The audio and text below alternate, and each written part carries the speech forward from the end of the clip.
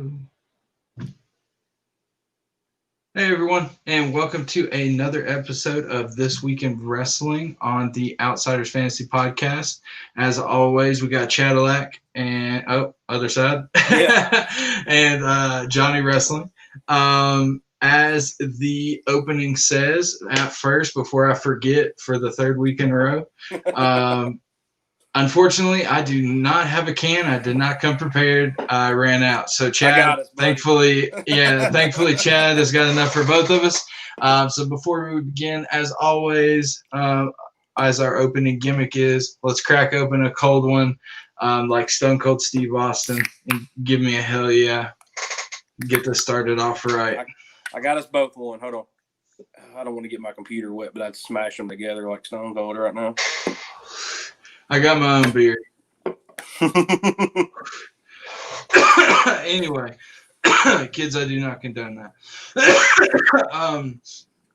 So as always, it's a little bit of a special episode tonight. It might run a little bit longer than usual, but it's going to be very interesting because first we're going to obviously do the Raw, Smackdown, AEW this week, covering all that. But we're also going to go over Halloween Havoc. Yeah, right. I got my Halloween Fiend shirt on right now. This is scary enough. Playing the Eagles. So yeah, we're going to go over Halloween Havoc. Everything. We did see Michael P. Hayes making an appearance. Atlanta, We're going to talk about the costumes that some of them wore, the little Easter eggs in the costumes I thought was really cool.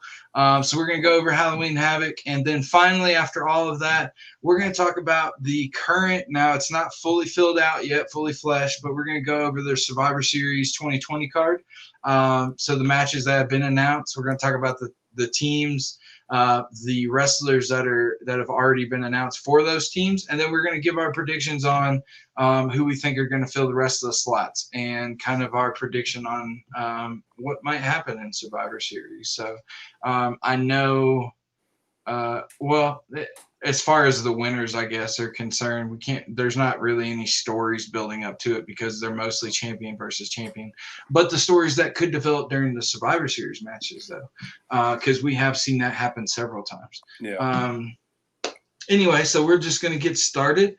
So we're going to start with the Raw preview. I'm going to try to keep up with this from now on a little bit better. Mo Betta. Yeah, if I could say that. I'm going to change that a little bit. There we go. Hey, that looks flashy. Good. Yeah, right. Velveteen would be happy with that. Right.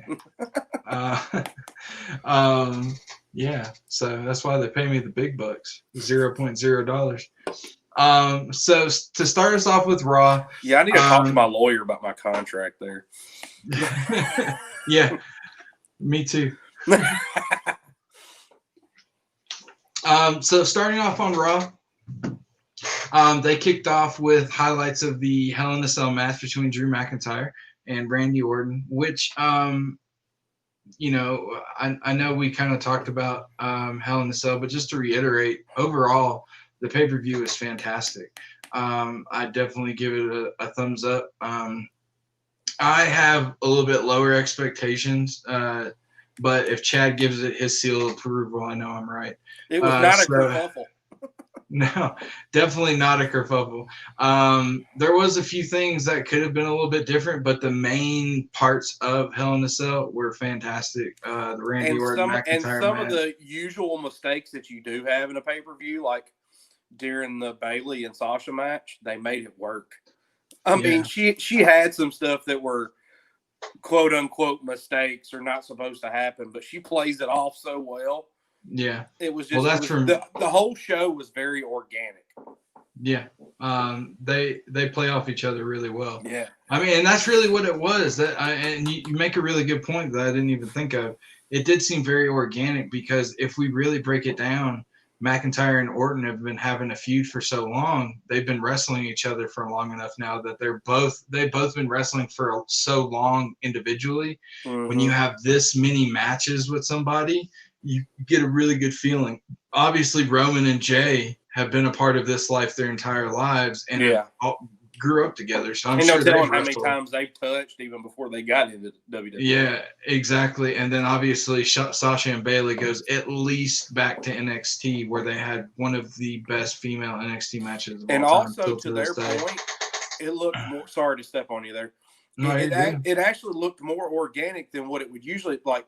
So usually they're doing not only TV and pay-per-views, but they're also touching during the live events too.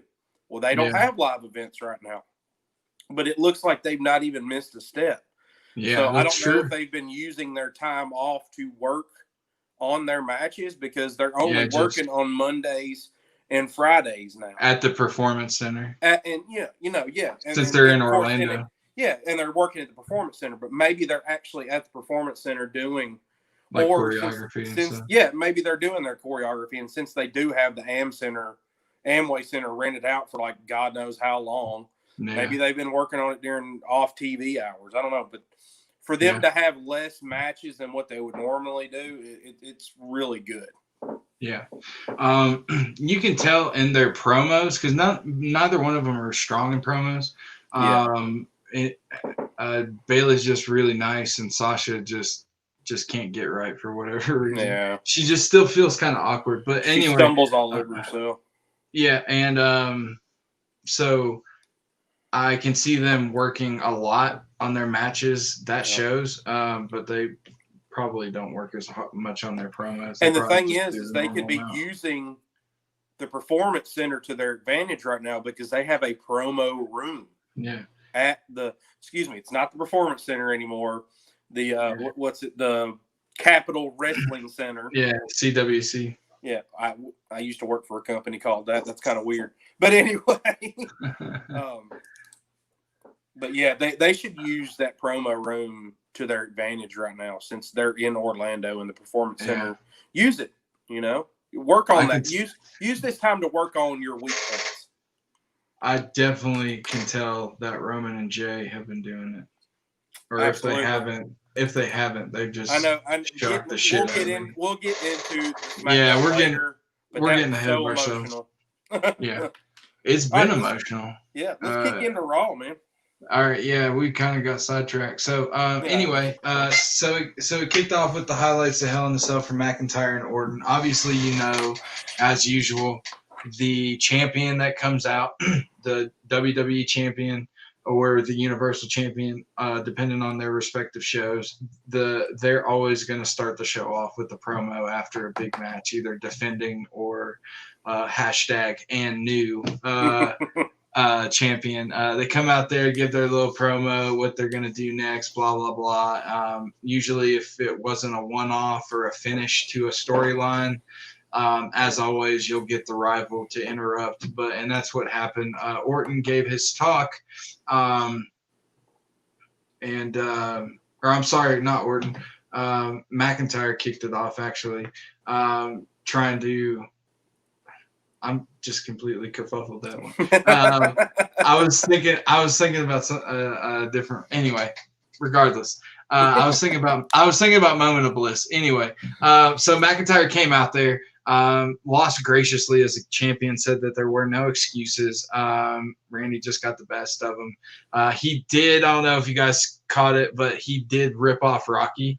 It's not about how many times you get knocked down, it's how hard you get knocked down or whatever, but how many times you can get knocked down and keep going. Keep moving forward, however.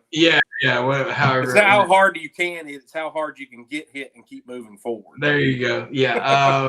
I kind of chuckled at that. I thought that was kind of lazy, but I mean, it's a good point. So it fit the character. He seemed up in spirits and all that stuff. And then, of course, The Miz has got to come out since he's got the briefcase. He's got to be the center of attention and everything. And acts like anybody's even scared of his ass. Yeah. So Miz and Morrison came out. Morrison very impressively spoke in an Irish accent to Drew McIntyre for like half the promo. And they just even though McIntyre's Scottish. Yeah. He spoke in an Irish accent. Yeah. I mean, it changed between the. It was Irish. It was Irish Scottish. to Scottish, and then it kind of went Jamaican towards the end. I've seen him do that on Talking Smack too. It was anyway. It was some random one, but Morrison is just super entertaining. I like him a little more than Miz right now. But anyway, so they did their usual heel underhanded compliments, but also some just being douchey. If I could say that at the same time. Obviously, they pissed off McIntyre. Miz gloated about his money in the bank, blah, blah, blah. Cool Easter egg for that one as well. He did mention the angry Miz girl from the last time. There is a cool thing. Miz cashed in last time he had the money in bank contract. He cashed in literally on the same date, except for the year, obviously, at Survivor Series against Randy Orton. So they flirted with, and that's why they mentioned the angry Miz girl, but it also could be a foreshadowing for, or as we know, WWE, they could just be teasing us to get us to watch and then not actually happen. Yeah. But one thing to look out for is that the Miz could, do that. And please, somebody give the link to the angry Miz girl so she can be on the screen in the crowd. Yeah, right. That would be awesome. So one of two things could happen with that.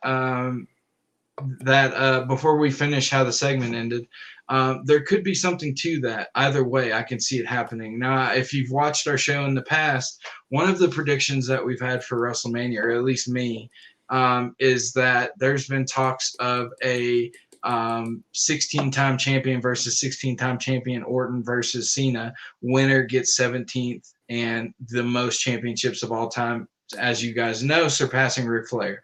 So Randy's already at 14. If Miz beats him by Money in the Bank, the next pay-per-view, Orton will get his rematch, or maybe on Raw or whatever. However, then he'll get number 15.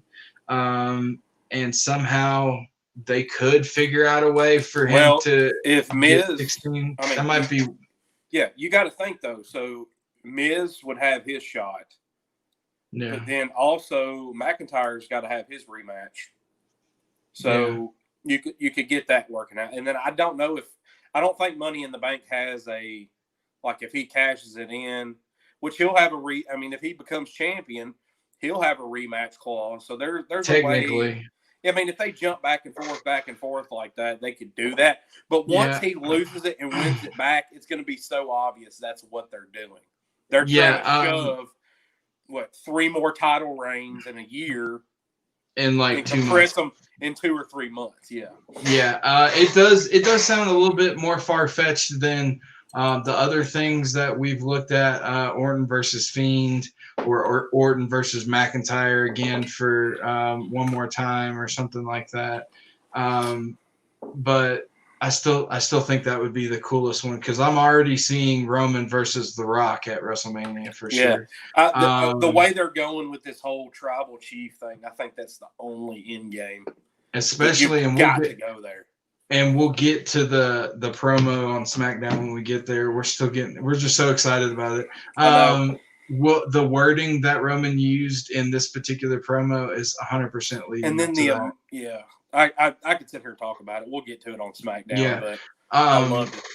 Yeah, I did too. So anyway, McIntyre, after being just underhanded, complimented, and just disrespected by Miz and Morrison, obviously just losing the title and having a really rough match, he was pissed off, in a bad mood. He absolutely laid waste to both Miz and Morrison. Morrison actually begged for his life in Scottish. And he got the worst of it. Got thrown out of the ring, got the crap beat out of him outside the ring. Miz ran off. Morrison got thrown back in. Yeah, he got thrown back into the ring, and then Claymore. Miz did catch a really I'm sure McIntyre's done this so much, it looks bad, but you don't even feel it. But it looked like a really stiff Glasgow kiss. He got that headbutt hard. Maybe that's why McIntyre left him alone on the outside after he threw him out, because he actually felt it on his forehead. He's like, I think I cracked the Miz right in the skull. He might need to go get that looked at. But overall, the promo was solid with Drew McIntyre. Usually, it took him some getting used to talking to the monitors, obviously, like it would anybody. But he definitely felt a lot more comfortable in this promo, and he gave a really good one, a really heartfelt one about him trying. Definitely a baby face, which is good. They're keeping him in that direction. I think that's where he needs to go right now, for sure. So we had our first qualifying match for Raw. It was AJ Styles against Jeff Hardy. You could see a mile away that AJ Styles was going to be a part of Team Raw. They brought him in to be one of the anchors for Raw in the draft. That was obvious. He's one of the main players in every promotion that he's in. So you knew this was going to go in AJ's favor. But still, it was a really good match. As always, AJ can carry anybody. Not that Jeff Hardy needs to be carried, but he's definitely people complain about John Cena and Goldberg and all those people in the past that have like certain setups at the same time every single match. They even said that about Randy Orton for a while too. But the thing, sorry to interrupt, but the thing is about Hardy and Styles, they had classics at TNA. I mean, they had burn the house down classics at TNA. So those guys have, anytime you put them two in the ring, they're going to have chemistry. Yeah, exactly. They always have since day one when Jeff debuted at TNA. They've had chemistry. So I love, anytime I see those two that's going to be in a match, I'm going to watch it because I know it's going to be good. And it's going to be a story told from bell to bell. Yeah, they really do bring out the best in each other. It ended, with Hardy going for the twist of fate, and then AJ pushed him off into the ring post. He face planted, bounced off, and then did the phenomenal forearm, as always, and into Jeff Hardy. Also, somebody that I'd like to, normally guys this big don't turn out really good wrestlers. But I do like Jordan. I can't say his last name. Magbahin or something like that. I really like his presence with AJ Styles. I think he's that stoic giant. Like it reminds me literally of Shawn Michaels and Diesel. That's what exactly I was about to say. Yeah, he is Styles Diesel. Yeah, exactly. He's the Shawn Michaels to his Diesel. So yeah, even Shawn Michaels and Sid Vicious. Yeah, that as well. I'm more. Oh yeah, I'm a Diesel guy too. Yeah, I'm a more Diesel Kevin Nash dude myself. He actually retweeted me one time. So I'm halfway famous. Sitting there name dropping. Look at you. You can touch me now if you want to.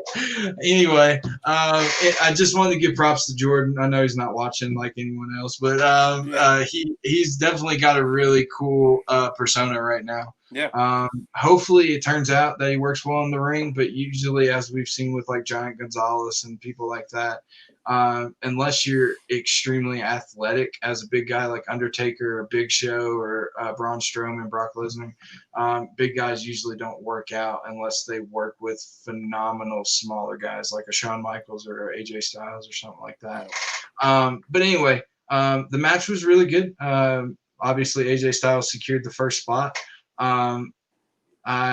Unless, depending on who they pick as the other ones, I would like to see AJ as the captain for Team Raw. I think again, depending on who the other spots break down to, but I think it would do good for his heel persona as far as if Team Raw wins and he's the captain, he's got a big head about that. And that's something else for him to brag about, like, because he's running out of stuff. He just got the Raw. He doesn't, he's the face that runs the place. He's starting back again from the zero, using his old stuff. So being the team, the sole survivor, the team captain, the winner, blah, blah, blah, that would do really good for his heel persona. So after that, we did see R-Truth walking backstage. So setting up that 24/7 at some point in the night. That guy's money. Yeah, R-Truth, the immortal. We're taking the immortal slogan away from Hulk Hogan. We're giving it to R-Truth. Yep. This dude is money. Like you said, he's gold. He turned the championship that could have been the most laughed at, ridiculous championship of all time, and he's won it over 40 times now, and it's never old. It'd never be old. Anyway, he's got the most devastating finisher ever. The small package or the schoolboy. Exactly, the little Jimmy. So you knew that he was going to make an appearance as far as in a match for his 24/7 championship. And when I say match, I mean just try to you juke out the guy and run away. But anyways, so after that little segment, Akira Tozawa and Drew Gulak versus Lucha House Party. So immediately when I saw Drew Gulak's name, I thought, okay, this is where R-Truth comes in. Sure enough, the match starts. R-Truth comes out the ringside. Tozawa rolls up R-Truth. Truth kicks out at 2. And then he avoids Grand Metalik. Sorry, I had to write his name down because it's hard for me to pronounce. So he basically spends a portion of the match just avoiding everybody. And then he distracts Gulak. Dorado rolls him up with the dreaded, devastating roll-up pin. And they end up beating Lucha House Party ends up beating Gulak and Tozawa. So that was okay. Without R-Truth, it wouldn't have been entertaining. Tozawa's new gimmick, looking like he's right straight out of the Cobra Kai dojo. Yeah. And I'm not a real fan of Gulak. I mean, he's a great wrestler, but I don't like his name. I don't like his persona. Your real name sucks. Change it. Right, and he's just basically a knockoff Daniel Bryan. Drew Goulash. What's your name? Gulax. Gulax. So after that, we had probably the darkest Firefly Funhouse of all time. I thought it was fantastic. I love Bray dressing up as Mad Hatter. He looked wicked as hell. He acted even more sadistic and wicked. They actually committed murder to Bunny. Again. He's like Kenny off South Park. He's died every episode. Right. And then they brought in Alexa Bliss. And Alexa is just, she's what I hope she would have been when they teased her years ago as Sister Abigail. Yeah, she is like a female serial killer. Yeah, that's her persona right now. She's amazing. They're just absolutely killing this role. They're teasing us. This is the slow burn that I miss that the Attitude Era gave us, because they barely give us Fiend matches, and when they do, they don't last very long. That's an odd question. I don't think I could answer that. I don't know. Like, what do you mean? I don't have one. So, what do you mean by favorite wrestler take their shirt off? Like, who looks Sable? most like who looks more like a wrestler? Or Sable? I feel like this is a joke question. I hope it's I mean, I don't know. No offense to whatever your he said is. He said mine Sable, so okay, that makes sense. So we're talking about the Attitude Era. I am gonna avoid that just in case my wife's watching. So, but anyway, Moment of Bliss was fantastic. I think they're doing fantastic with this character, with Fiend's character, with bringing Alexa Bliss into it, building up that backstory, adding more and more layers to that foundation. Also, if you ever see Bray Wyatt outside of the ring as Bray Wyatt giving interviews like on Twitter and stuff like that, he still kind of has that Firefly Bray Wyatt hinting towards the Fiend and like in a different, like a third person or whatever, like he's someone else or whatever. He does the cool thing like Taker always did. He doesn't really he protects kayfabe. Character. Yeah, he definitely protects them. That character's so strong, you don't want somebody to see you out in public and you're like, that guy's the one that plays the Fiend. Yeah, like that's he has to have a little, which everybody's characters like their personality turned up to like 11. Yeah, that seems to be the new fad. Yeah, with a little addition of what he can't do in real life being acted out in his, his on-screen persona. But they're treating him, not to compare him to Undertaker like he does get a lot. I'm not saying he's as much of a legend as Undertaker. He very much well could be. But they're building him up like Undertaker. They showed a lot of promos with Undertaker as they do with Bray Wyatt. You know, it used to be him making coffins and stuff. Yeah. He would make limited appearances. His appearances he did make were shorter matches. And they just basically built that character very slowly over so long, where Taker then eventually had more matches more frequently, longer matches. He was involved in a title picture, but only when they needed a placeholder for someone to beat him to be legit and to get clout. They used him as a stepping stone, but they spent so much time building that character, it didn't matter. That it didn't take away from Taker. All it did was build up the person that beat him. Yeah. And there was always this mystique persona. He protected his kayfabe just like Bray does. If you follow him on Twitter, even when he's just tweeting and interacting with fans, not even video-wise, he's very good and very careful at it. And I think that's important with that because he doesn't. If they do it right, he shouldn't need a title to be relevant in his career. He should always be. That's one thing everybody used to gripe about with Taker. Like, well, he's only like a 4 or 5 time champion. I was like, yeah, because he was better than a title. He didn't need a title. He had the streak. Yeah, he was the main eventer without the belt. You know, he had the streak as well. But even before the streak was a thing, he didn't need a belt. He was the Undertaker. An attraction. Yeah. The best attraction, and he grew over time and evolved. Anyway, we're getting sidetracked again, but sorry, we just we're passionate. So anyway, Firefly Funhouse this week was really good. It was the darkest one yet. It was where I wanted to see them go, especially towards Halloween, and Bray Wyatt's costume was fantastic. I really liked it. So next, we had some backstage promos and things like that, with Elias and all that stuff. Talking about Jeff Hardy. Elias talked about the release of his new album. From what I understand, if it helps you get it or anything, I heard this was a pretty decent album, and it was better than the first one that he released. I personally haven't heard it. I'm not going to pay money for a joke album. Not that it's a joke album, but but like he definitely took it seriously from what I understand, but he did it in character, and I'm not spending that amount of money for it in character, whatever. Yeah. Speaking of, to get off subject again, apparently I heard a rumor that Taker is starting his own country album.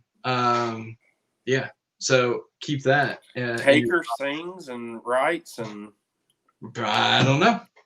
We will see. If they don't give him like a CMT award, is he going to choke slam the Academy or something? Or?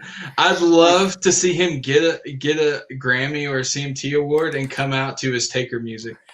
Like, you know how they usually play the song when they win, like the song that wins it for him, and they just play his Taker music. And then he just goes up and choke slams Jason Aldean or something. Somebody.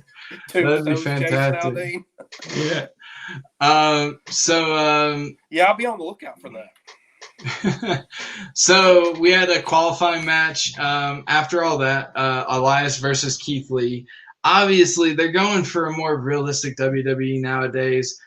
Sometimes they don't stick to the realism as much as they should because they set a precedence with some of it, like with Lesnar and shit like that. They make it really realistic, but sometimes they break away from it. So, but again, Elias and Keithley, you can kind of tell going into it what was going to happen.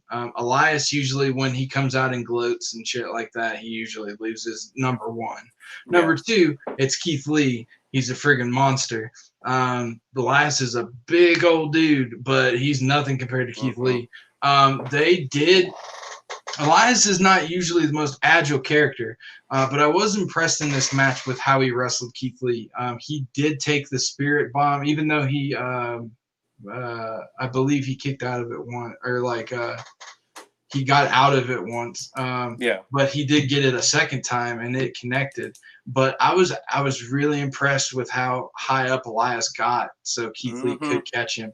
Granted, Keith Lee could probably throw up a building by himself, but the fact that Elias helped him get up that high, not once but twice, was fantastic. So obviously after the match, Jeff Hardy came in and they continued their feud that has taken a break or on a back burner. Broke a guitar over him. As kind of a retaliation or whatnot. So that was so now for Raw we got AJ Styles and Keith Lee. Then we had I don't even know if I want to mention this match because it's kind of irrelevant, but I will. We got the Hurt Business again versus Retribution again, and the Hurt Business won, but they did it in a way where the people that got eliminated, Tire Gauge and Iron, Hurt Business did win. They tried to make it as interesting as possible by having some of those members get eliminated to add some drama, but they had them lose in ways that kept them strong. Like Lashley lost by count out. He didn't get pinned cleanly.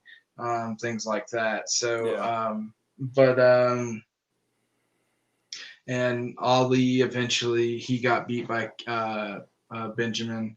And that was pretty much the match. It wasn't the best match. It never. It was what it was. Yeah, it was what it was.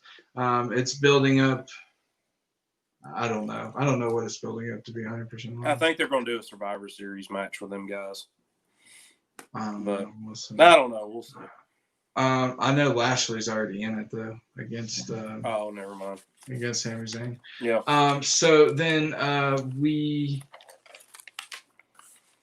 got where is.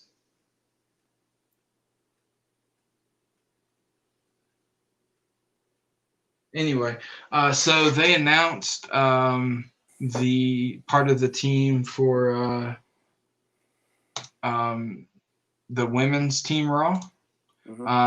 Actually, they laid it all out, really. It was Dana Brooke, Mandy Rose, Nia Jax, Shayna Baszler, and then Lana ended up making it in with a fatal four-way.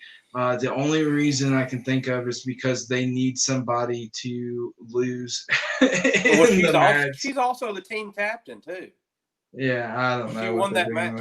But this is the 8th week in a row that Nia Jax has put Lana through a table with the Samoan drop. I think they're just treating her dirty. Well, actually, to that point, Miro Rusev, her husband, got on Twitter and said how she's getting treated terribly and counting down the days till her contract expires. And yeah, so we all see that coming. Yeah, for sure. But one of the most ridiculous but entertaining matches, just because I like seeing number one, the Claymore. Number two, I like seeing Miz get kicked in the face. they had a very quick but entertaining match, a handicap match, which you don't see very often nowadays, which is making Drew look very strong. It's making Miz and Morrison the heels that get their asses beat and they're annoying. I mean, it just fits perfectly. Yep. So it's Drew McIntyre versus Miz and Morrison. It was very one-sided. It ends with Drew McIntyre just absolutely just putting boots to faces, faces to ground, all types of stuff. And then Drew McIntyre ends it with a Claymore kick. So it was fantastic. And then, like we said, Lana won that Fatal 4-Way. We had the last Survivor Series, well, not the last of the team, but the last of the night for the male qualifiers. Matt Riddle and Sheamus. And obviously, again, it was pretty much just a layup for Sheamus. I definitely could not see Matt Riddle overcoming Sheamus to get into a Survivor Series match. Maybe if it was just a regular Raw match to kind of get Matt Riddle some build and just make it like a little simple feud to not hurt Sheamus, but to bring some to make Matt Riddle look a little bit more credible.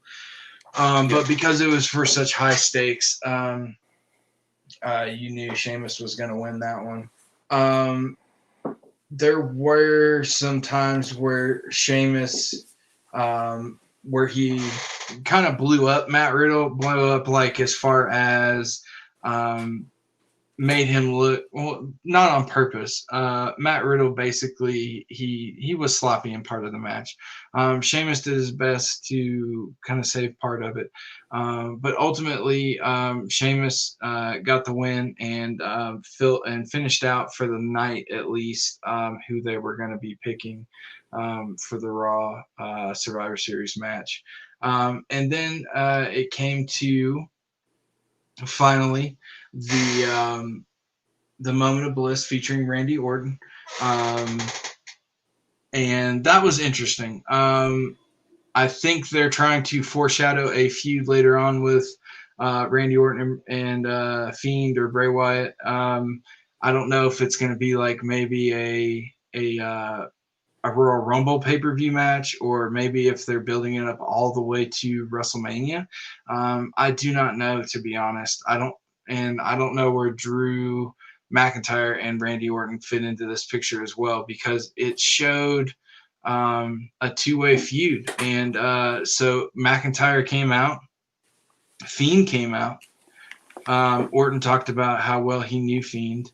And after McIntyre came out, Fiend came out, and Orton talked about how well he knew the Fiend. Obviously, when Fiend came out, Orton could feel him behind him, or knew he was behind him. You could see him his eyes shifted a little bit, but without flinching, without fear, because obviously he's used to Bray Wyatt and the Fiend, like he said, and Randy is one that does wrestle without fear usually, since he is the legend killer.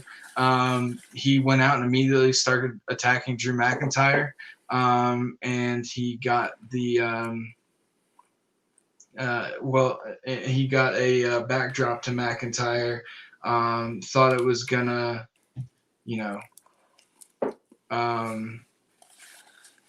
it was really weird. They had that, like, McIntyre was going to line up for the Claymore. Bray came out, or Fiend came out. Orton just immediately started attacking Drew McIntyre, and then the show came to an end with Fiend kind of standing there. I can only imagine being like, if this was real kayfabe, Fiend's probably like, what the hell? Like, I came to attack you, and then you go after Drew McIntyre, and he's just kind of left in the ring all awkwardly and stuff. I don't know. It was weird. I find them foreshadowing, like I said, a future rivalry again with Orton and Fiend, probably for the championship or something. But because they had McIntyre and Randy Orton was so focused on Drew McIntyre, even though he's fighting Roman Reigns at Survivor Series, I don't know where that takes us after Survivor Series. If they're going to just drop the McIntyre thing, if they're going to give Drew a rematch, maybe at Royal Rumble or something, and then Fiend gets a match at WrestleMania against Randy, or vice versa. He fights Fiend at Royal Rumble, gets his match with Drew at WrestleMania. Either way, I hate when they do this, when they jump in between feuds in the middle of a feud. They've done this a little too much lately, and it's kind of annoying because it just completely takes your immersion out of it. So they did it with Orton and Keithley during the whole McIntyre thing too. So yeah, exactly, and just and also Braun Strowman as well with Fiend and either Keithley or Brock Lesnar, one of the two. Yeah. But yeah, it was just it was really confusing. I didn't really care for it. So anyway, that is Raw. I know it was a little long-winded, so I'll pass off to Chad. We'll talk about NXT, Halloween Havoc, AEW, whatever order he wants to go. We're going to go AEW first. And guys, I apologize for eating, but my blood sugar is dropping, so I got to have something. But anyway. That's cool. You can be rude. That's fine. Yeah, I mean, that's what I do. That's what I do. Sorry, Mark Henry. Yeah.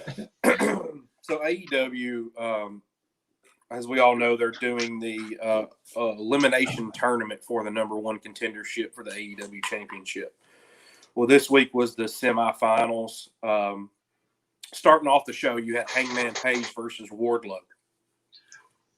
Very good match, very physical match. Wardlow is more athletic than I thought he was. He's very quick, especially with a wrestler like Adam Page, who is kind of a high flyer plus technical. He's got a little bit of a mixture. He can work kind of any style that you want him to.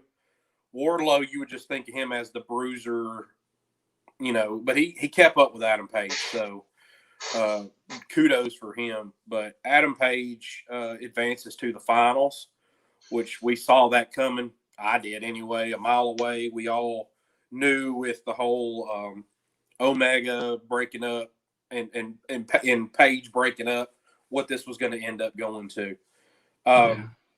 Next match on the card was Matt Sydal, Mr. I Can't Backflip and I Fall on My Head, versus Eddie Kingston. This was an extended squash match. I think Sydal got 2 offensive moves in, and that was it. They're really trying to get Kingston built up really big before his championship match at Full Gear. So it was a good match to get him over, but like I said, it was an extended squash match, so nothing much there. Cool promo with, or it's actually a backstage interview with the Young Bucks and FTR, and a lot of words were back and forth, but pretty much Young Bucks said if they do not defeat FTR at Full Gear for the tag team titles, they're going to pull a Cody and they're not going to try to go for the tag team titles anymore. So they're going to be done with the tag team championships if they don't defeat FTR. So I think that's a huge mistake if they actually end up doing and that. Plus it also leads to just like Cody. Yeah, Cody's hamstrung now. He can only go for the TNT championship or the tag titles. But the thing is, the Young Bucks, they are a tag team. They've always been a tag team. They're probably going to always be a tag team. Why would you do that? Your brothers, why? I mean, you could split them up, but they're the Young Bucks. You're always going to think them as a tag team. So I don't understand that either. And 90% of their offense is tag team related. Yeah, I mean, and it's so inventive. Yeah, exactly. So that, I mean, I don't like the fact that they're going to hamstring themselves, but hopefully they win and get the championships and they're not held to that, and they're going to create a good feud with FTR. Cool match, but it was kind of messy. It was Cody versus Orange Cassidy in a lumberjack match for the TNT title. I don't know why they did a lumberjack match in this one. It was not like they had outside interference the last match. Yeah. Or like people trying to run away. Yeah, or people people running away, getting counted out or anything like that. It was nothing. So I don't understand the whole lumberjack thing. It was a gimmick match for the sake of a gimmick match. It had no use, and it made it really messy because Dark Order was trying to get their shit in, and the Best Friends were on Cassidy's side, but they're babyface, but they looked heel because they were taking cheap shots at Cody, and it was just confusing. It didn't make any sense.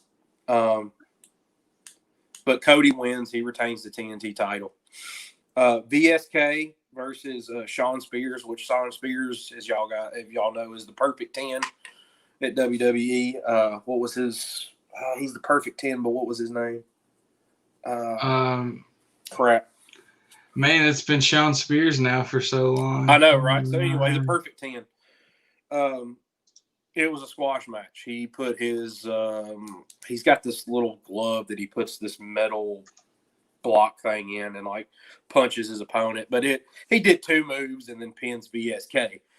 Ty Dillinger. That's it. All right. It was on the tip of my tongue. Yeah, ding, ding, ding, ding. 10 points for Johnny Wrestling over there.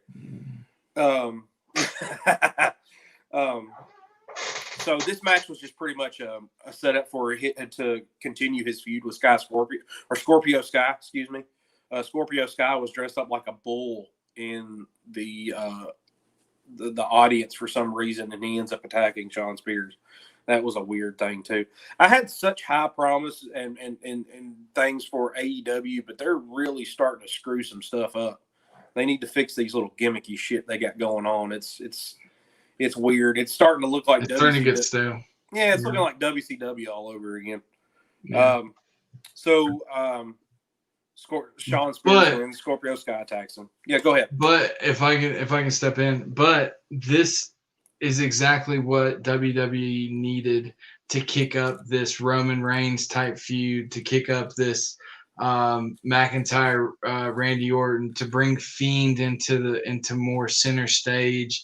Like I've always said, iron sharpens iron, and WWE is always the best when they have a rival that actually threatens them. Yep. And it's showing. And eventually WWE has shown in the past that they win, like whether it be NWA back in the day when Vince was first starting it, or taking it over from his dad, not starting it, but then WCW later on, and then now AEW. Granted, now they're starting to pass them some weeks in viewership, but it's definitely kicking up their creative pressure a notch, and it's kicking up their wrestlers' pressure to perform as well. Plus, you can't be doing storylines that they're doing on the other show, so it kind of forces you to get creative.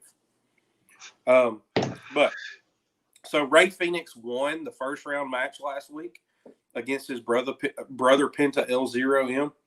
But Rey Fenix, I don't know if it was kayfabe or if it was legit, suffered a neck injury.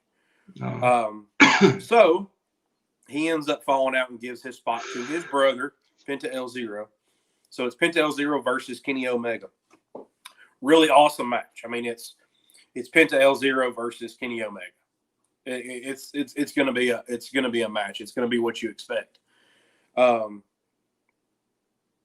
So Kenny Omega ends up pulling out the victory because, like I said, at the start of this tournament, everybody knew it was going to end up being Page versus Omega in the finals. Everybody saw this coming from 1,000 miles away.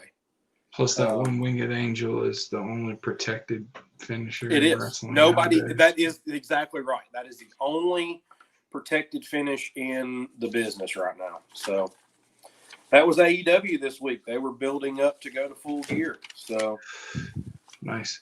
All right. So let us go to probably outside of the Roman segments on SmackDown. Overall, again, the best promotion of WWE, Halloween Havoc.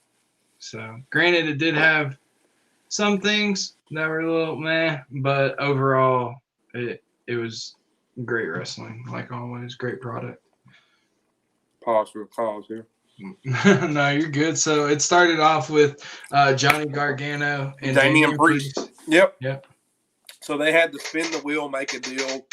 So they ended up getting the Devil's Playground match, which was pretty much a Falls Count Anywhere street fight. No DQ. Right, yeah. No DQ. You know, You can just pin him anywhere. You can pin him in the men's room if you wanted to. Really cool spots on some of that stuff. Went to the back, went through the backstage and around, and they did the use of the set that I like because they had all this extra Halloween stuff out there. So use it. Explore your space. Yeah. It kind of had a feel of the old Undertaker Mankind Boiler Room Brawl match. With the buried aliveness. Yeah. Which I thought it was funny because in the wheel they had those two matches, Boiler Room casket match and a buried alive match on the wheel, and I was just praying, which you could tell that the wheel was gimmick because it would be spinning really fast, and all of a sudden it was like, it stopped. Yeah.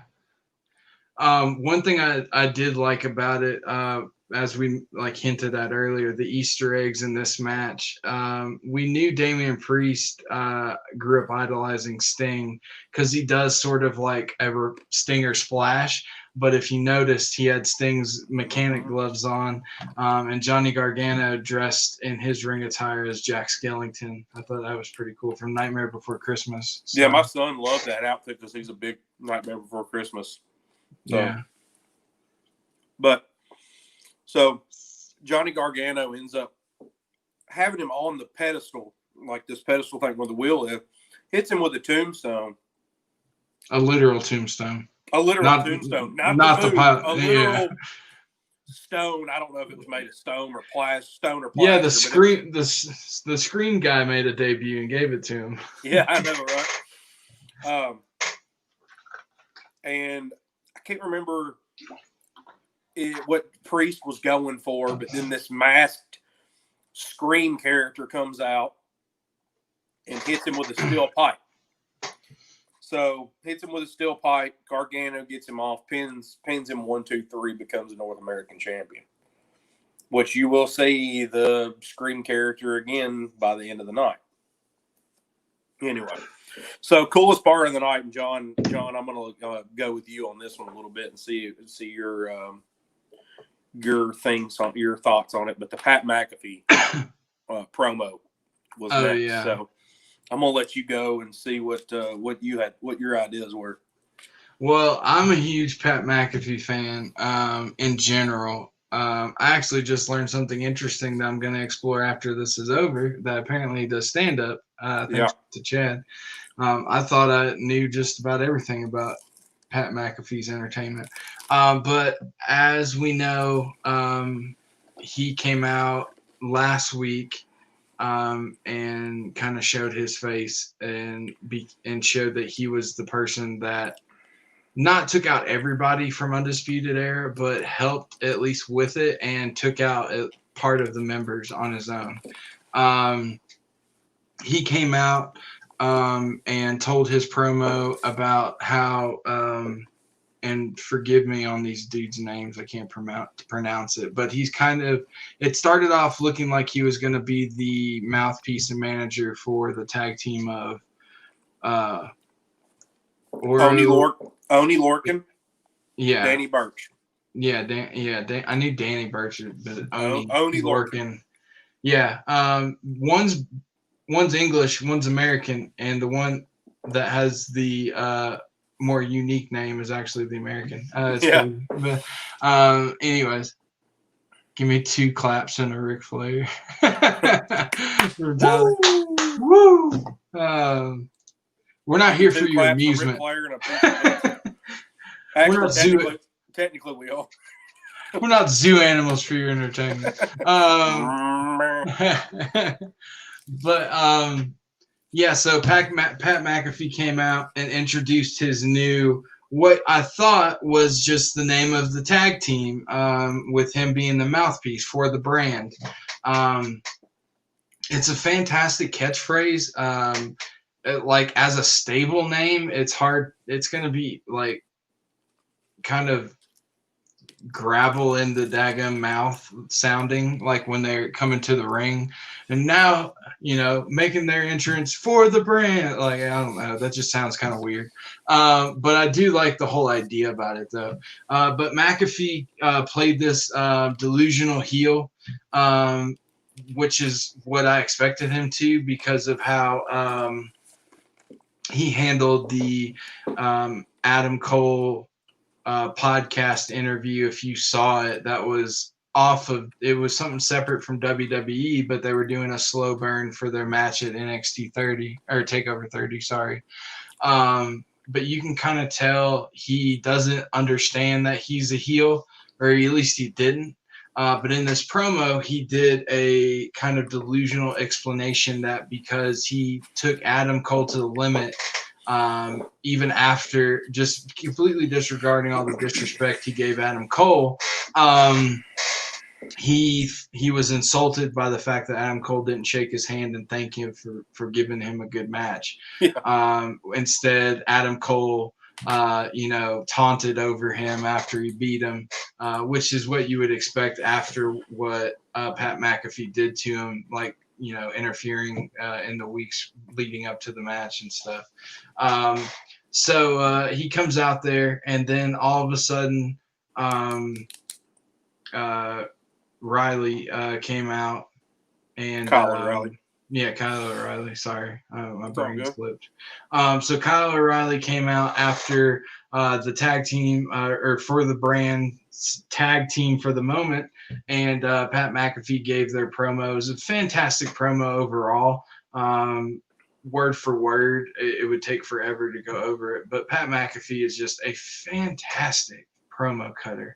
He's just impresses the heck out of me. He's a great wrestler for someone that's never wrestled before. Yeah. But he's a fantastic promo guy too. Yeah, he's a good stick man. Yeah, for sure. And I think he's going to be even better with this new. Anyway, I don't want to get ahead of myself. So Kyle O'Reilly came out. Since he's the only Undisputed Era member left standing right now, after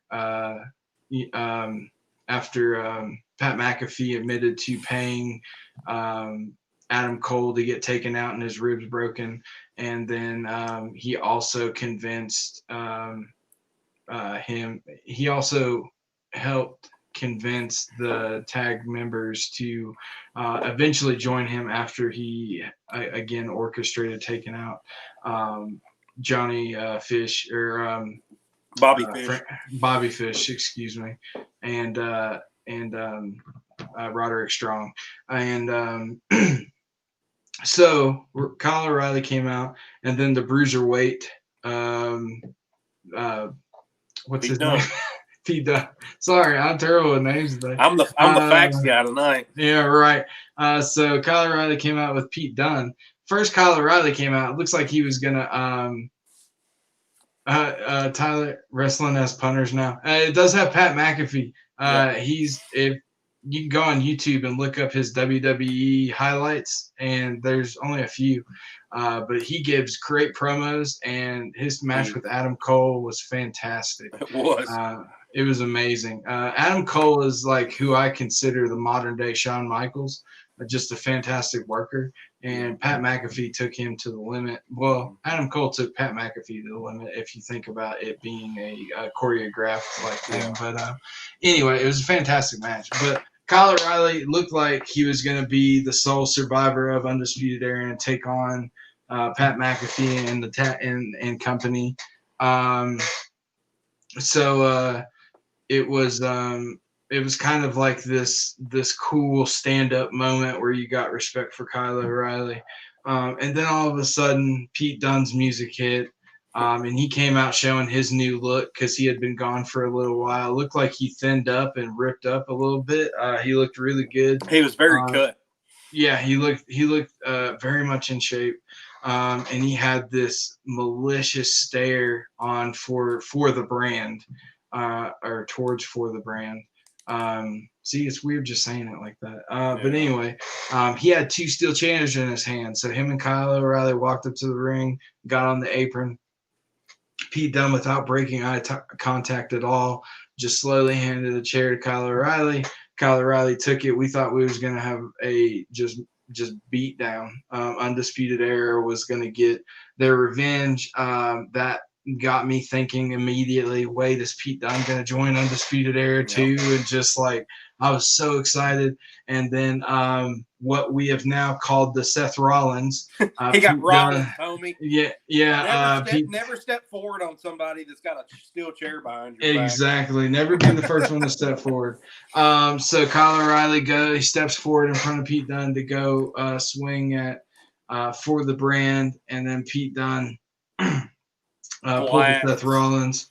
Yeah, just absolutely blast Kyle O'Reilly, and then they all just go to town on him. Pete Dunne does he's known as the master of joint manipulation. He ended up, thankfully, Kyle O'Reilly is like a very flexible dude. Because I don't see how he even did that. He I don't know. But he legit made contact with his elbow. You can see it. But he ended up folding Kyle O'Reilly's hand all the way over and putting it behind him on the mat, as we all saw, and then stomped on it. And obviously, if he did not do that perfectly, it would be ridiculously painful. And then that tag team that doesn't have a name. That's just what I'm going to call them. The nameless tag team. We'll just say the brand. Yeah, the brand.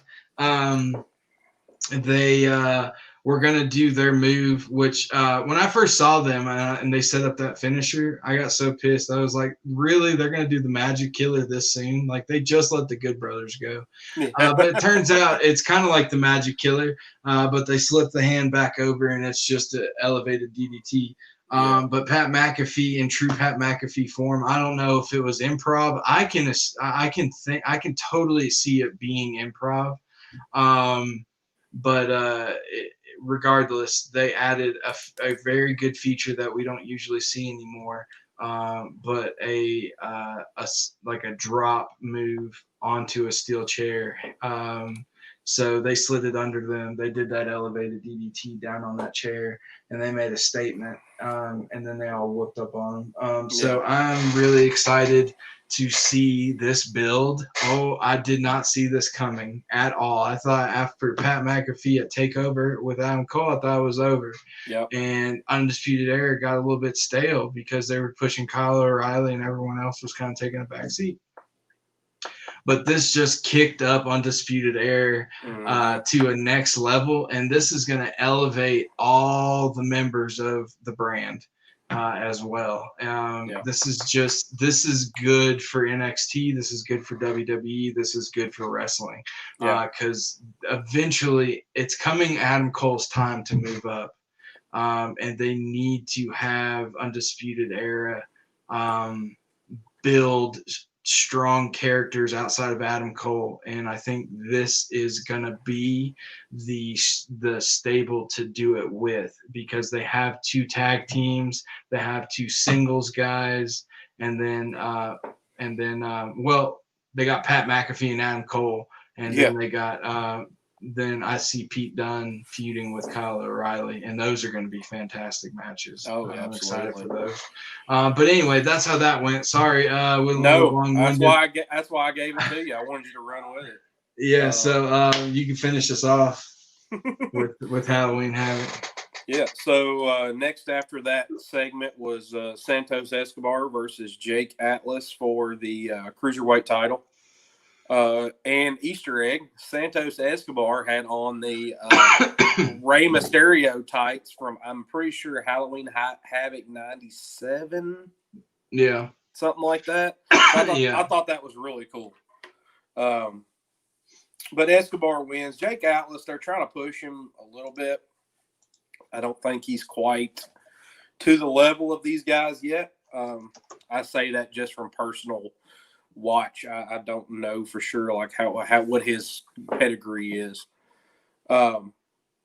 It was a good match, but Escobar carried the match, and it was him the whole way. You knew Escobar was going to retain. Yeah.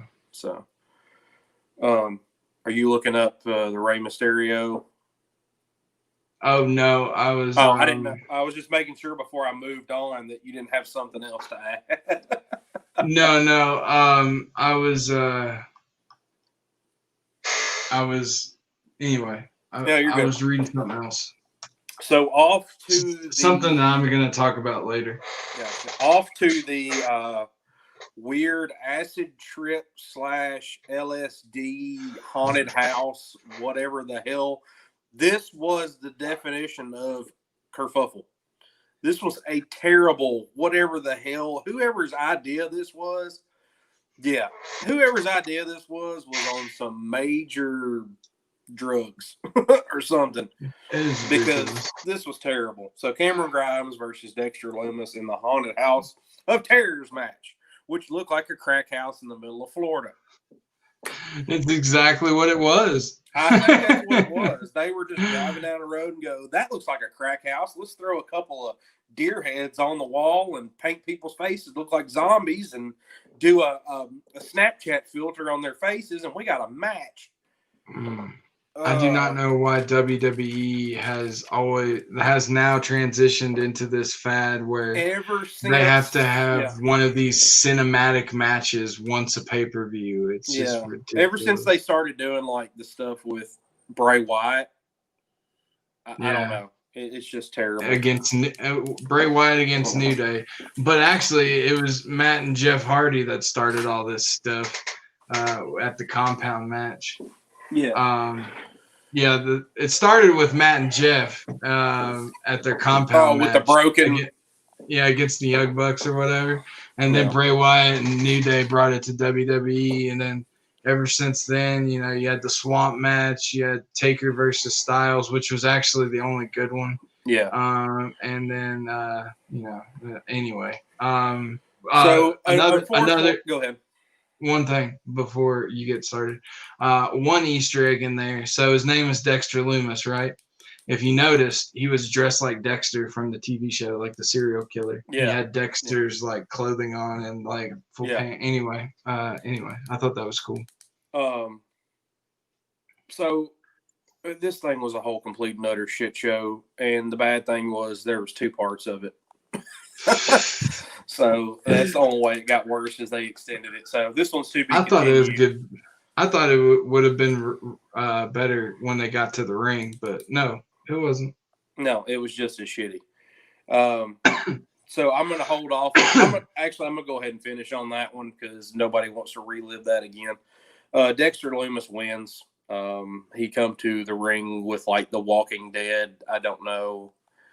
It was just a bad idea. The entire thing was terrible. You could barely see it anyway because there was so much fog inside the ring. Yeah, whoever's running the special effects in the fog machine had been drinking because they used a lot. They passed out. Forgot to turn it off. With their finger on the button. So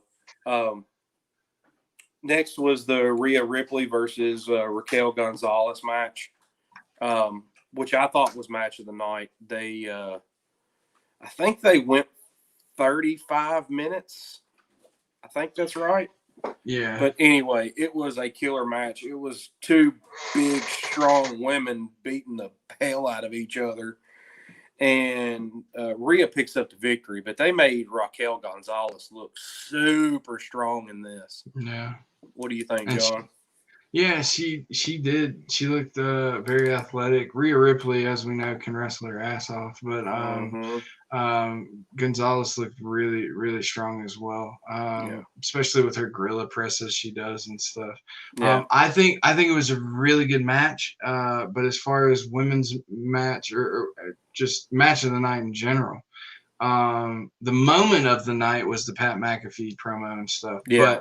But the match of the night, in my opinion, was the one you're about to talk about whenever you're ready to move on. But Io Shirai versus Candice LeRae in that ladder match. The table. We'll go ahead and move on to that tables, ladders, and scares match. It was also a really good match.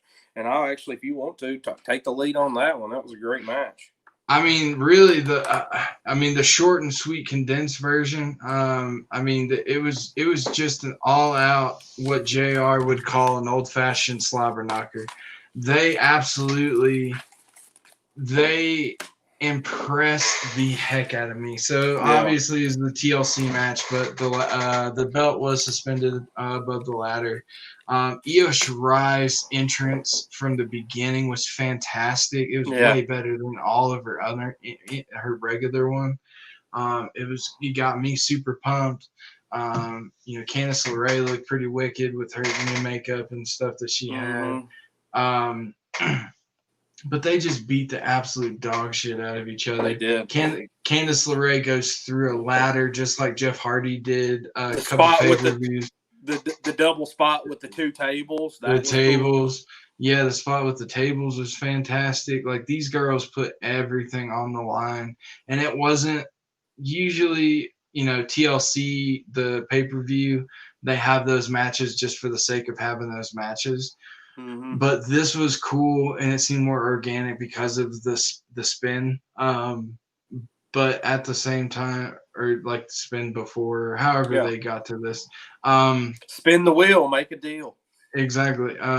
It felt more like it was appropriate. And it felt really, really, really organic. It was just, oh my gosh, I can't say enough about this match. Yeah, it was awesome. Just for the way those girls put themselves on the line. This is just constantly showing and constantly proving and pushing the envelope to show that women can wrestle just as good in general, but not and just the same good. Style. Yeah, not just good, but they can be just as tough, just as strong. Gonzalez and Ripley, how they just manhandle people. Candice LeRae and Io Shirai. And the fact that you main event a new Halloween Havoc that hasn't happened since 2000 with a women's match says a lot about the evolution of professional wrestling, especially women's professional wrestling. And the fact that they had a Edge, Jeff Hardy type match, and they did every spot that the men would do, it was amazing. The only thing they left out was setting those double tables on fire and going through it. I mean, other than that, it was like right. Other than that, like you said, it's like an old school Edge, like the Hardy Boys versus Edge and Christian. Like the only things the Dudley Boys, yeah, the only things that didn't happen was no one got speared off the championship hanging from the ceiling, but they went through ladders, they went through tables, they used chairs. Oh my!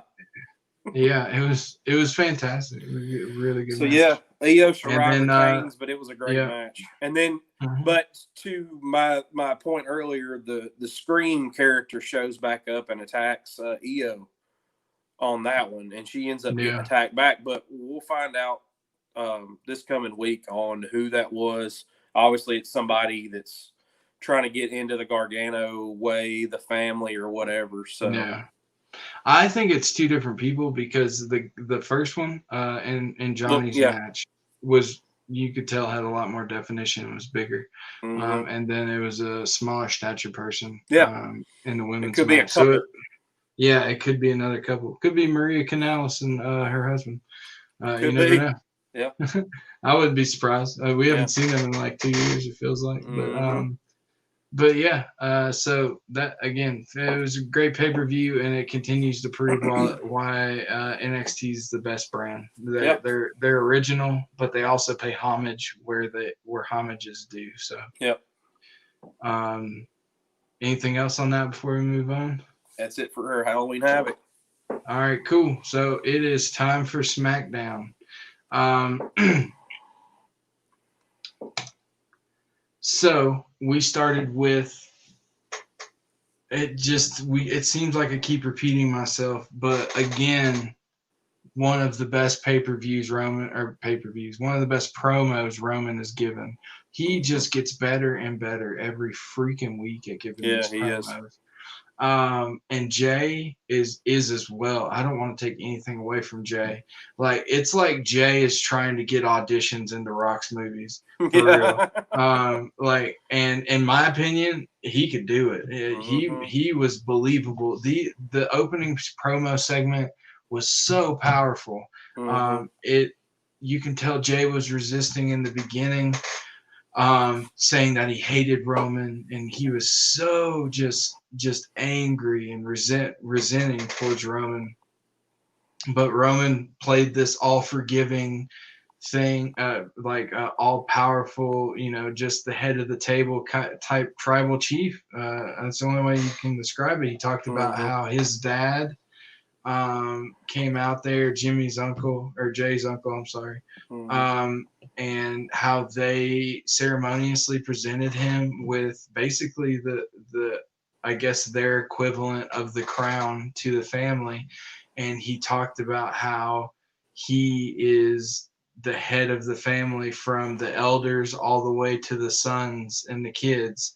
And this just cannot foreshadow any harder Rock against Roman. Like it cannot.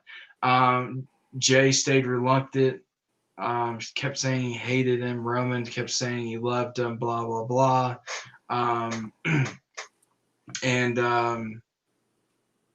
But Roman did promise that Jay would fall in line finally for once and for all by the end of the night. And we will move on from there, and I don't want to ruin the end of the night for you. Next, we had a qualifying match, Dolph Ziggler versus Kevin Owens. Now, Dolph has been one of the most prolific Survivor Series and very underrated Survivor Series performers in the history of Survivor Series, in my opinion. He's been a lone survivor before.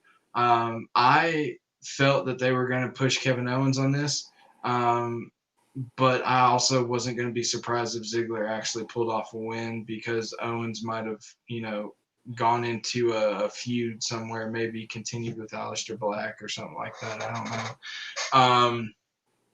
But we'll save that for predictions for Survivor Series, because I think there's still an opportunity to keep that feud going. But anyways, KO got the win. It was a very good match. These matches were kind of short because they were just pushing it. They had a lot of matches to cover. But it was very close. Kevin Owens tried to pop up powerbomb for once. It's been a while since I've seen him try to do it, since he has adopted the stunner. Dolph countered it perfectly, because Dolph was a fantastic wrestler. Countered it into a famouser midair. It was great. And then the match went on for a while. KO kind of did his whatever backbreaker or what his version of white noise. And then eventually just to get the win, to get to the end of the match, KO hit Dolph Ziggler obviously with a stunner. Dolph sold it really well. He didn't oversell it like Rock does or did, or Shawn Michaels did. It was a very clean up, down, up, fall straight on your back. It was really good. I pay attention to those little details. It's weird. But next we had a triple threat qualifying match for a women's spot on the Smackdown roster. It was Billie Kay, Natalya, and Bianca Belair. Honestly, I didn't know who was going to win between Bianca and Natalya. I knew Billie Kay wasn't going to get it. No. By the way, it's just absolutely annoying when the female characters, they can't do much to be heels other than scream and high-pitched noises. It just absolutely gets on my nerves. But anyway, it was a decent match between Bianca and Natalya. If Billie Kay wasn't in there, it would have been a better match. You wouldn't even know that she really didn't know she was in it. Yeah, really. But it was a very good match. Bianca eventually won it. But it was a good match considering who was in it. It would have been better if Billie Kay hadn't made an appearance. Yeah. So moving on to the Murphy Mysterio family Seth Rollins storyline that just migrated from Raw to SmackDown. It just grew to another area. Yeah. And it added a new twist to it. So Murphy and Aaliyah, as we know, they ended up, coming out, speaking out about it. Then Seth Rollins came out, got into the ring. Dominic came in, and started beating up on Seth. Murphy torn between the two, even though he began the promo apologizing to the Mysterio family, ended up, he pulled them apart, got something in on Seth Rollins, and then Dominic pushed him, and then Murphy pushed him back, and then Dominic and Murphy started fighting and going at it pretty hard. Then Ray comes out, tries to help his son set up for a 619, stuff like that. Elias stopped him. So it's showing that she's obviously starting to grow more of an alliance towards Murphy. Murphy didn't look like a heel. He just looked like someone that just wasn't getting forgiven. Sorry. Forgiven. Yeah. Yeah. It's really complicated, and Seth is starting to really take more of a backseat now. I think Murphy's stepping more into the role of neither one are heels, but obviously Dominic views him as a heel. So yeah, I think Seth is kind of starting to take a back seat. So I don't know where that's going to go.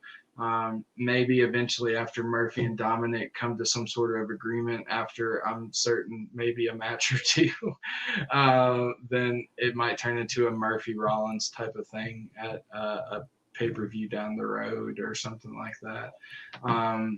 Because they might get on, one of them at least might get on the SmackDown Survivor Series team. So after that, Street Profits versus Cesaro and Shinsuke. That was actually a really good match. Yeah, it was.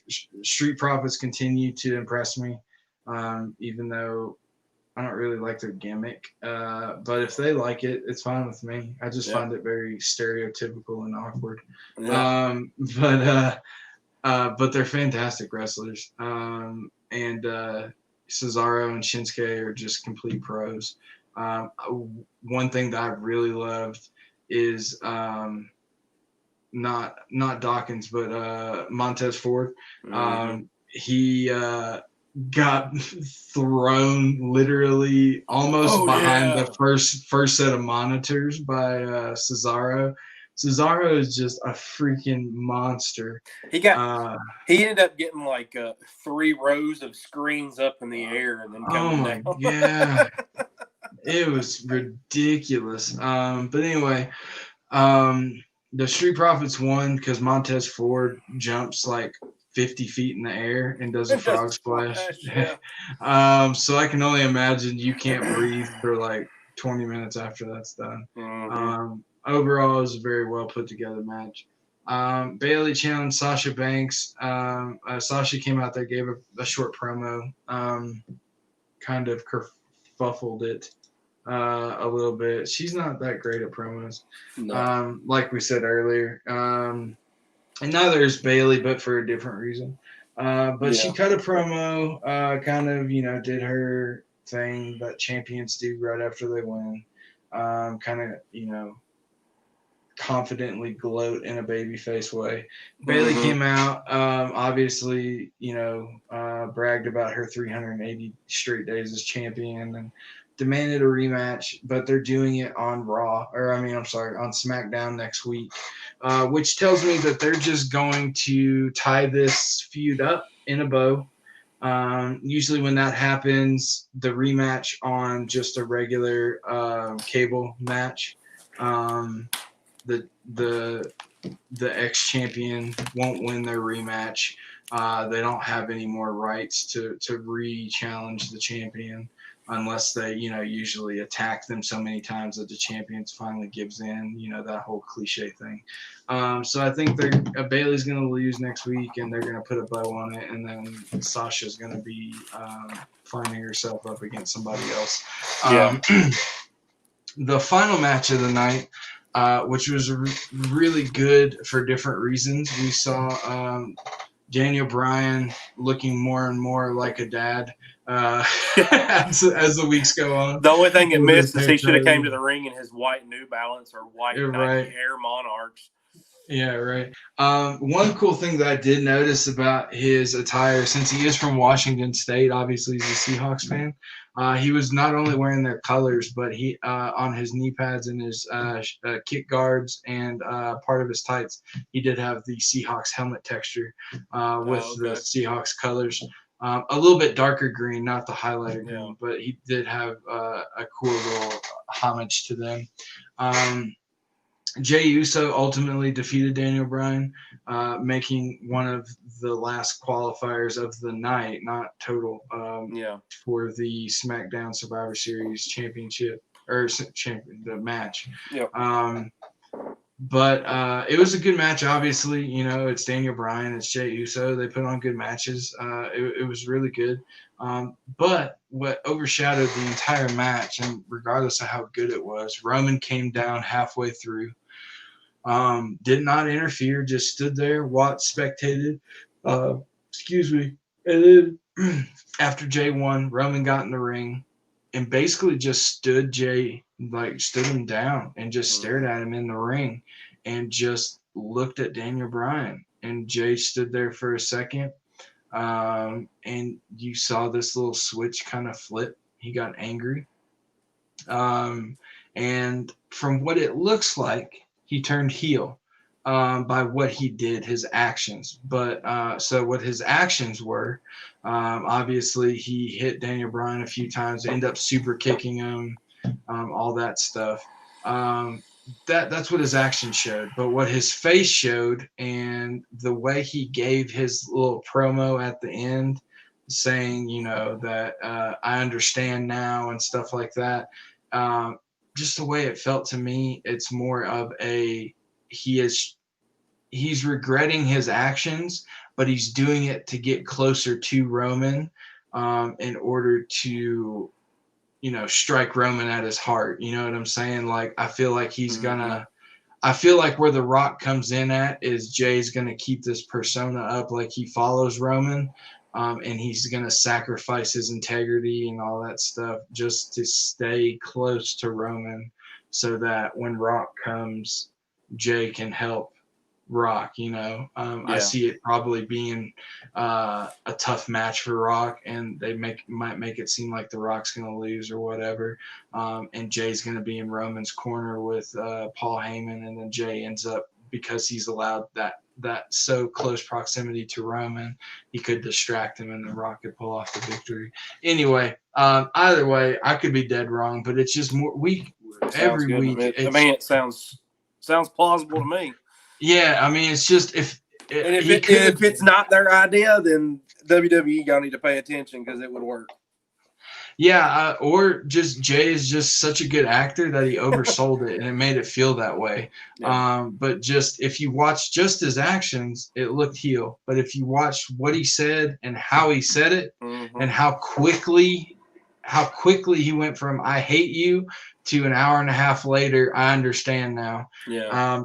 Without anything happening, it just seems a little too convenient to me. Anyway. Yeah, I could be overthinking it, but anyway. So yeah, that's the Survivor, or that's how SmackDown went. So right now, to just talk about who is on the Survivor Series teams. For Team Raw, the men's right now, we have AJ Styles, Keithley, and Sheamus. There's 2 to be determined. As far as who that is going to be, we will talk about that in 1 second. Hold on, let me get this list over first. So for Team Raw, the women's, they've all been announced already. Dana Brooke, Lana, Mandy Rose, Nia Jax, and Shayna Baszler. For Team SmackDown, the men's, all they have right now is Kevin Owens and Jey Uso, and for the women's, they just have Bianca Belair. I feel like that's lazy. Yeah, because they're just going to cram all the other matches on SmackDown. So as far as who I think is going to round out, since obviously Roman's going against Randy Orton, champion versus champion, Street Profits going against New Day, champion versus champion, as well as Bobby Lashley against Sami Zayn, U.S. title versus Intercontinental, and then Sasha Banks versus Asuka. All those big names are tied up. So where I think this could be going is they can't have a big pay-per-view without Drew McIntyre. So I see Drew McIntyre being part of the team, as well as we haven't seen Braun Strowman in a while. So I could see Braun as well being part of the team. They usually put together those hodgepodge types of teams together, and I can see that definitely being something that stands out, or as far as coming back. I do not see Miz and Morrison being a part of it because you could see either a fake out cash in or an actual cash in during the Roman and Randy Orton match. As far as we know, Kevin Owens and Jey Uso are in the match. Something that I think we could see happening, like I said earlier. The reason why I could have saw Dolph Ziggler winning because Aleister Black and Kevin Owens need to finish their feud. I think that they will have Aleister Black on the. You cut out for a second. Did you hear me? Yeah, I'm right here. Did you hear what? Okay, just I got you. Yeah. Okay, so instead of just having them feud in a match just not spontaneously, but just whatever, and Dolph Ziggler being added to it, I think they're going to make this a little bit more interesting. They're going to add Aleister Black into the match, as well as the only other two people I can think of is Big E. He's still needing more of a push. And then Baron Corbin, just, because the only thing I'm hating about SmackDown is it's another pay-per-view without Seth Rollins match. This Messiah gimmick is killed. Yeah, I wish he would get out of it. I hate it. Heck, you never know. And so it could be Seth. Yeah, it could be Seth. So I wouldn't be surprised one bit. I think he does need a little bit of a revival, if I could use that. No pun intended. Yeah, right. But yeah, I could definitely see Aleister Black and Kevin Owens kind of screwing each other over in the match, and one of them or both of them get eliminated because of it. Yeah. Obviously, Raw has the more dominant team, especially if McIntyre and Braun Strowman do join. So I think if that happens, SmackDown's going to lose regardless. And if they're going to lose, you might as well have something come out of it, like Aleister Black versus Kevin Owens. So, and then one other thing that I think Chad and I agree on as far as the prediction, Taker's probably going to make a short appearance at some point. Yeah, he's got to. It's his 30th year. So. Yeah. I don't know in what capacity. I don't know if he's going to interfere in anything or if it's going to be a short segment where he just squashes somebody that, like Elias or something. Elias could come out, give a little short concert promo, talk shit about the people, and then Taker comes out and just. And it may not even be Taker. It may be Mark Calloway's first appearance. Yeah, it could be. So that's true. We'll kind of dropped the veil on it. So yeah. So anyways, that's our reviews for the week. That's our previews for Survivor Series, our predictions on the finishing of the creation of the card. Yeah, I think we're in good hands. I wish, the only thing that I wish they would have done is, I understand why they couldn't, because Undisputed Era, there's a lot of people out and hurt. Yeah. Or fake hurt or whatever. I do really the NXT versus SmackDown versus Raw. Yeah, I really wish they would have done that, because me too. They have so much good talent right now. Just to let you know, starting in a couple of Fridays from now, not only we're going to try to add some more wrestling content to the show, instead of just breaking down last week and doing pay-per-views and stuff. We want to talk about more original content, not necessarily like a little bit of our original content that we're adding, but we also want to go over and just give our opinions and our feelings and stuff like that on WWE's original content, whether it be our first one a couple of Fridays from now is actually we're planning on discussing some older pay-per-views throughout the years and how it's changed, and our first pay-per-views that we watched and how we feel about them, and kind of how we got into being fans of the business, and exactly what pay-per-views do we remember growing up watching, and who were our favorite wrestlers back then, and what did we look for in a good show. So, and then also, guys, when you watch this, please comment and give us your experiences and let us know so we can talk about it on the podcast. We want to know how you guys became fans. Yeah, these Friday segments that we're going to be doing are definitely more all of our shows are interactive. Please be interactive. But this one in particular is definitely going to have a heavy focus on being interactive with our watchers. Yep. So please feel free to talk as much as you want. We'll stay on here for 3-4 hours if we need to, just talking away with you guys in the comments. While we're doing it on a Friday night. Yeah, exactly. So that's going to be our first one, just as a kind of sneak preview of what we were talking about. The next one, since it is November and SummerSlam's coming up, the WWE Network does have the 30 Days of Undertaker. We may not go over every Undertaker thing every single week, every Friday, like they're releasing everything. But we may break down, the Viper versus Taker, the Brothers of Destruction, and the Paul Bearer documentary. I think those three, we can kind of combine those into one episode. That would be something that we tackle next, and then we'll just go from there. Again, it's super interactive, so if you have something that you want us to discuss, so you guys can chime in throughout the whole time, please, if you have the network, you got a documentary that you like, and you want us to watch it, chances are we've probably already seen it, but we'd love to watch it again and talk about it. And then also, another thing that we'd add into the Friday thing, just to kind of give some variety, so we're not constantly talking about WWE documentaries and stuff.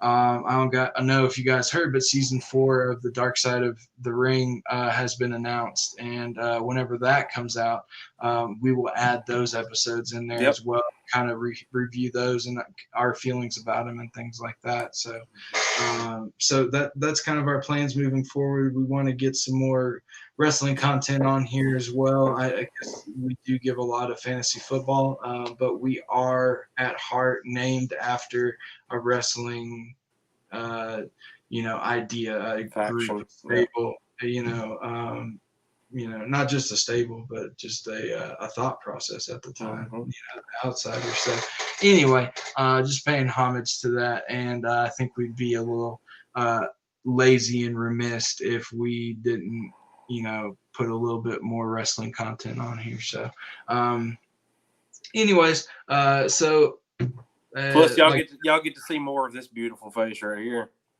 Yeah, exactly. So yeah, I know it ran a little bit long, but we had a lot to talk about, a lot of stuff to go over. Enjoyed every minute of it. So hope you guys like the show, and we will see you for our fantasy football side. Yeah, too sweet. So for our fantasy football side, or if you're wrestling and you also like our fantasy football, we will be coming at you tomorrow for Monday Night Football Live. After that, I will be taking a hiatus until the following week, the middle of the following week. So Drew will be doing Thursday Night Football next week, as well as the Sunday slate by himself. And then Chad and Drew will be taking on This Week in Wrestling on Sunday. And then Drew, the following Monday, will be doing Monday Night Football as well. But I will be back for that following Thursday, and then that's when Chad and I will start our new Friday segment. and then we'll move on to the usual Sunday setup, how we do it. So a little bit changes happening, but it's going to be for the better. It's going to be for the good of the podcast and the longevity. So thank you guys for being fans, or absolutely, or at the very least viewers. Anyways, you guys have a good night. Thanks for listening to us ramble. So peace and too sweet.